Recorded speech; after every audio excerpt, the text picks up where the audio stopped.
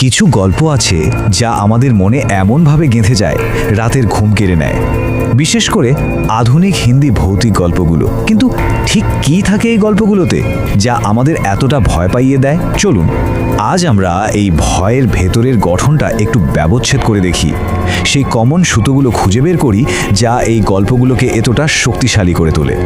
ভাবুন তো একবার, আয়নার উপারে নাকি একটা অন্য জগৎ, এই ধারণাটাই কেমন শিরশিরে অনুভূতি দেয়, তাই না?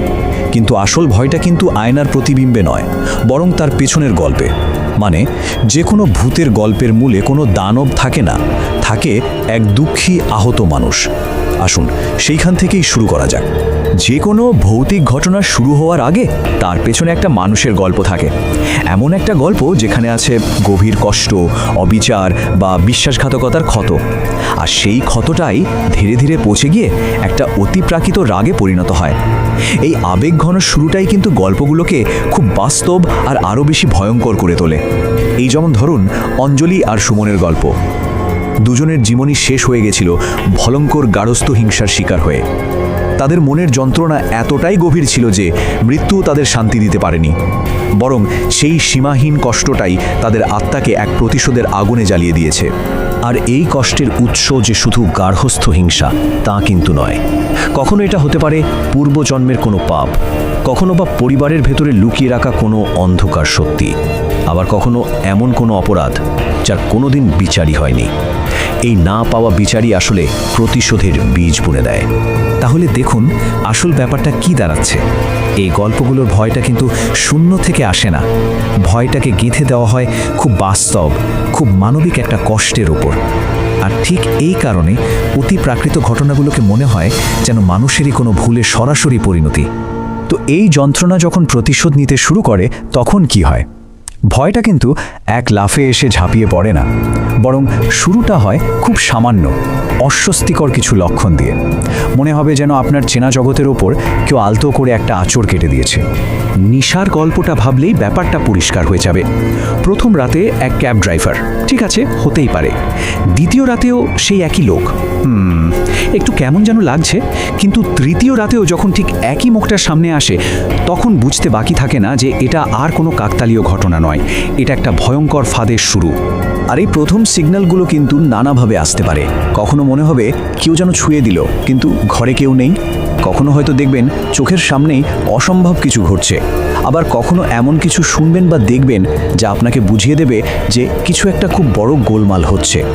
কিন্তু কি হবে যদি এই ছোট ছোট ইশারাগুলো কেউ পাত্তা না দেয়? তখন ভৌতিক ঘটনাটা আরও ভয়ঙ্কর রূপ নেয় আর গল্পের মূল চরিত্রের স্বাভাবিক জীবনকে একেবারে তছনছ করে দেয়। তখন দুই দুনিয়ার মাঝের পর্দাটা শুধু ছেড়ে না, রীতিমতো ছিঁড়ে খুঁড়ে ফেলা হয়। আর সেই অশরীরী শক্তিটা খুব হিংস্রভাবে নিজের অস্তিত্ব জানান দেয়। ফিসফিসানির পর্যায়ে শেষ। এখন যা ঘটছে তাকে আর চোখের ভুল বলে উড়িয়ে দেওয়া যায় না। আয়নার ভেতরে হঠাৎ ভেসে ওঠা একটা মাথা কাটা শিশুর ছায়া, এটা এক নির্মম সত্যি। যেখানে কেউ থাকার কথা না, ঠিক সেখানেই সেই আত্মাটা এসে হাজির হয়। আর যে জায়গাটাকে নিরাপদ ভাবা হচ্ছিল সেটাই হয়ে ওঠে একটা ভয়ঙ্কর ফাঁদ।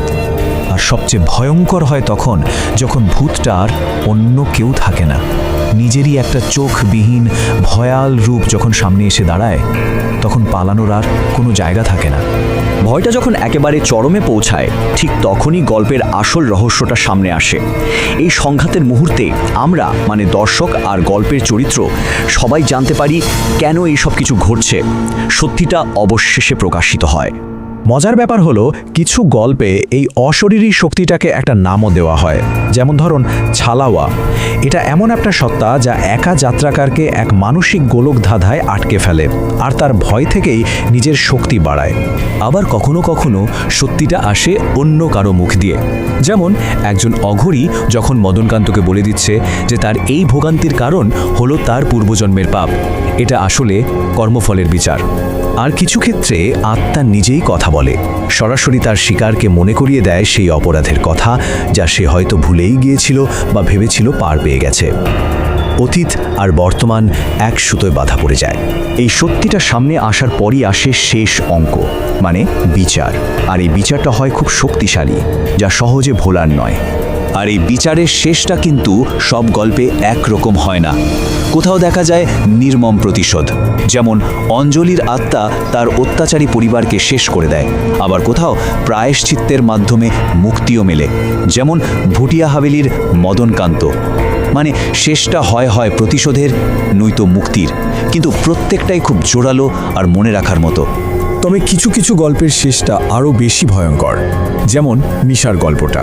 ঘুম থেকে উঠে তার মনে হলো যাক একটা দুঃস্বপ্ন ছিল, কিন্তু ফোনের গ্যালারিতে যখন সে একটা নতুন ছবি দেখলো যার টাইম স্ট্যাম্প ঠিক রাত 3:33, আর সেই ছবিতে আয়নার মধ্যে সেই ভৌতিক ড্রাইভার, তখন বোঝা যায় ওটা স্বপ্ন ছিল না, বাস্তব আর বিভ্রমের দেয়ালটা ভেঙে চুরমার হয়ে যায়। এই গল্পগুলো শেষে আমাদের একটা প্রশ্ন করে যায়, আচ্ছা এই যে অ্যাপ নির্ভর আধুনিক জীবন, এখানেও কি আমরা অতীতের ছায়া থেকে পুরোপুরি মুক্ত? তাই পরের বার যখন গভীর রাতে একা ক্যাব বুক করবেন, একবার ভাববেন হতে পারে এই যাত্রাটা শুধু আপনার বাড়ি পর্যন্ত নাও যেতে পারে।